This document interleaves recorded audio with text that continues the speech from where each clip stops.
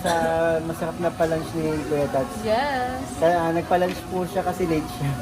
Oo nga. Sabi ko, di ba? Ngayong araw? Kuya Tats, si Kalina Trabayan, no? Inspired. Kuya Tats, expired. Miss Boy, masyado mo ino-press si Kuya Tats mo nga. Porque na-late siya. Pero, ito na sana magintang po na charity. Ano po yun? Sa Most Charity. Daming charity. Oy, Kuya Tats, congrats ha. Oo. Di mo alam? Alam po. Kay Kuya July, yung kay Kuya July, baga. Ang top ko si Ito, sabihin ko to sa ni Kuya Tats. Sobrang bilib ako kay Kuya Tats. Biruin mo, nag-stay siya ng matagal sa isang lugar.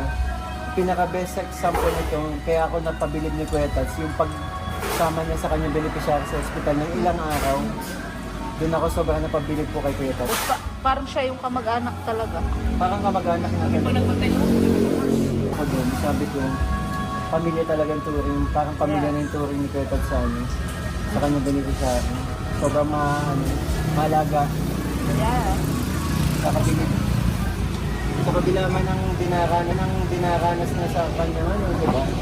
Aware naman siguro. Mga nakaraan, mahina din views niya. Ayun na siya Siya nga po, nagpa. aware naman siguro ang lahat na may pagbabago sa channel ni Kuya Tatay, yun nga, humina. Pero patuloy pa din lumalaban si Kuya Tats.